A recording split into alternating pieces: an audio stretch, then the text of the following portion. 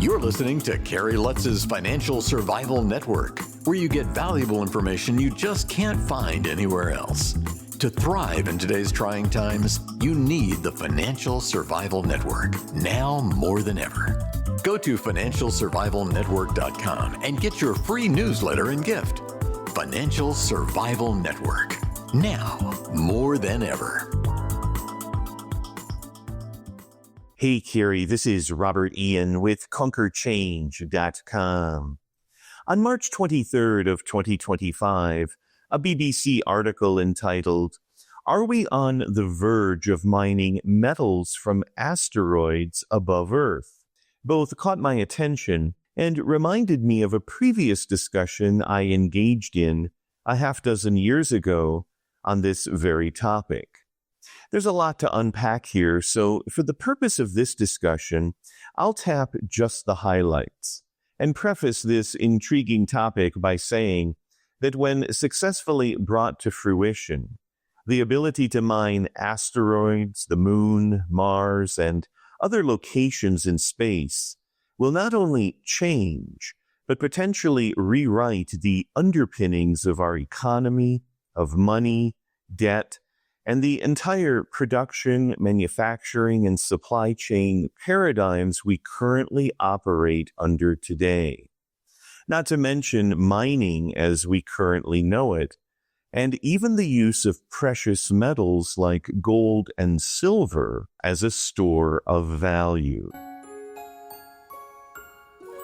I will say the BBC article is quite thought-provoking and covers a wide range of current initiatives, so it's definitely worth reading. Unbeknownst to most, numerous technology startups and other initiatives are well underway to develop new technologies and processes for mining near-Earth asteroids for what are considered valuable concentrated metals like platinum, which are needed for fuel cell and renewable energy technologies. There are numerous rare earth metals, as well as helium-3 for nuclear fusion, all of which are critical resources for a variety of use cases. At the time of the article's publication, another metal, rhodium, was valued at approximately $183,000 for just 1 kilogram. So it was speculated that sampling such metals from asteroids could prove lucrative in the future. But just exactly when is that future? What is the timeline? It appears to be very early in the process. Materials have already been sampled directly from asteroids by state agencies. Japan did it in 2014, NASA did it in 2020.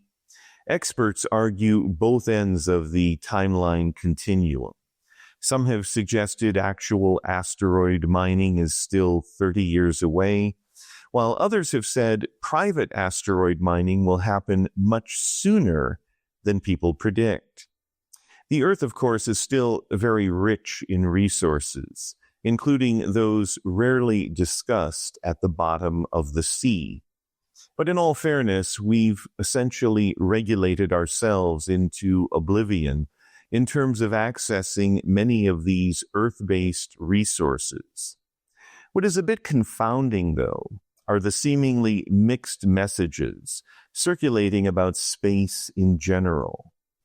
Not a discussion about asteroid mining, but in March of 2025, a podcast with Ted Cruz, Elon Musk was the guest, and was asked point blank, what year does the first human step foot on Mars? His answer was shocking. He said 2029 at the earliest, and no later than 2 to 4 years after that. In other words, 4 to 8 years from now, the first humans will go to Mars. Now, either there's technology available that hasn't been fully unpackaged yet to the general public, or those comments are a bit on the ambitious side. Let's go back to asteroid mining. In the asteroid belt itself, there is a large asteroid, thought to be a remnant core of a planet that was forming during the early stage development of the solar system, about 173 miles across by 144 miles long, called 16 Psyche. This asteroid is believed to contain high deposits of metals. In 2023, NASA launched a spacecraft to observe the asteroid up close. In a fascinating video from the Jet Propulsion Laboratory that surprisingly has not had a lot of viewership, the scientists who engineered this mission show a timeline. The spacecraft will fly by Mars not until 2026 and will arrive at the metal-rich asteroid in 2029 for 2 years of observations. There's no doubt that the evolution and development of a space economy is well underway. However, if all this sounds like science fiction, and the possibility of mining wealth from planets and asteroids sounds like a forgotten episode of Star Trek: The Next Generation, I'll agree that the timeline for tangible applications on Earth does require more clarity.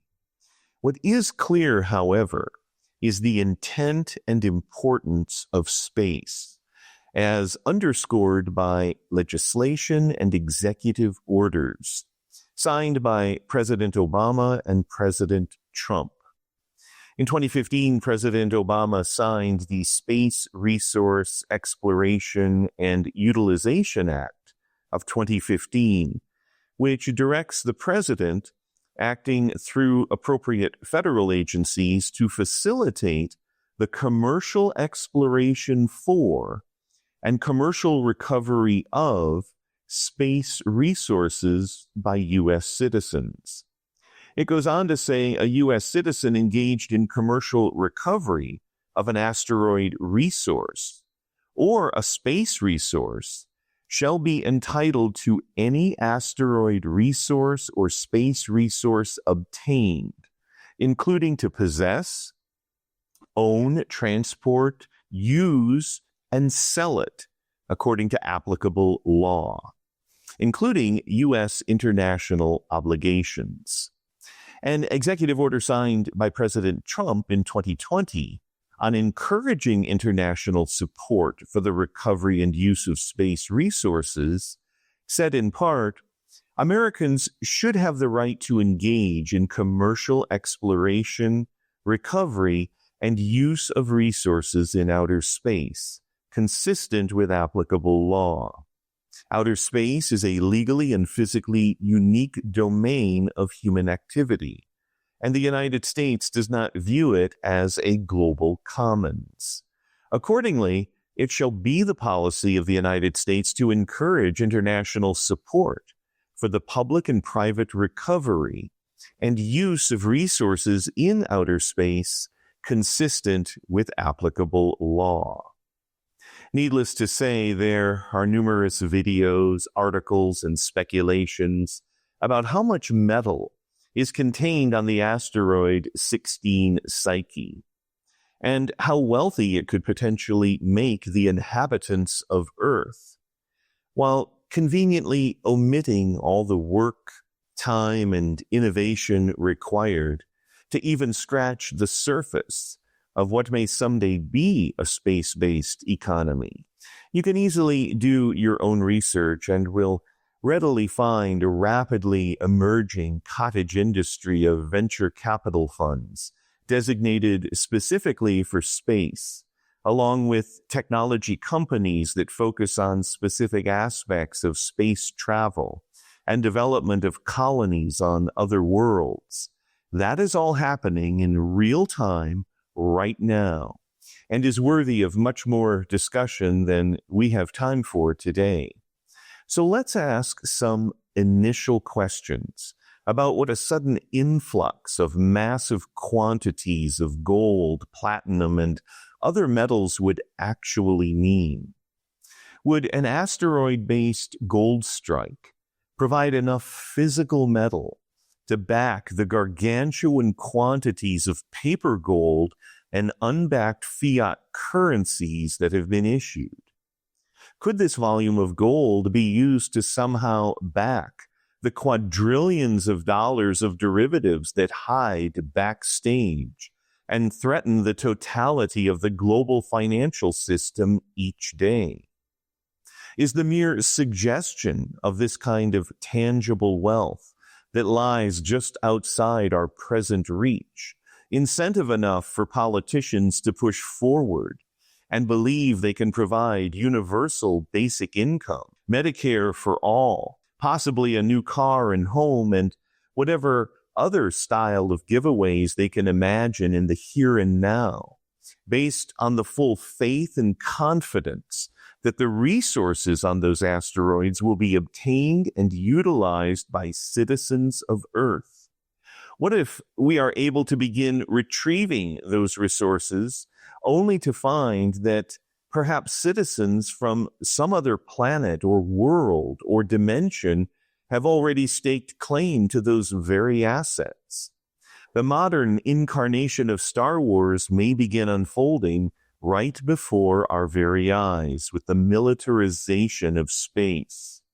Or could the very existence and possible retrieval of such vast quantities of wealth, at least by our present standards, be used to create something I speculated about and discussed at several gold conferences in years past, and that is the introduction of what I call a psychological gold standard. In other words, the gold is there. Here are the pictures and videos, some samples that have been brought back. We've laid claim to it, but you can't touch it or possess it. Nevertheless, everything you do in the here and now will be backed by this future gold. Maybe this becomes the new definition of deep storage gold, as that definition morphs into what will be known as off-world gold. There are many more questions to discuss on this highly speculative subject. With the advent of the Space Force and planned trips to the Moon and Mars, the integration of finance and space has already become the new frontier. In the meantime, until such speculation crystallizes, when it comes to things like gold and silver as a store of value, I personally will adhere to the premise that if you don't hold it, you don't own it. And until next time, this is Robert Ian with ConquerChange.com, reminding you to sign up for my free email newsletter and receive a free copy of my book, How to Identify, Master, and Conquer Change. Thanks, Carrie. Thanks for listening to Carrie Lutz's Financial Survival Network, your solution to today's trying times. For the latest, go to financialsurvivalnetwork.com. Financial Survival Network, now more than ever.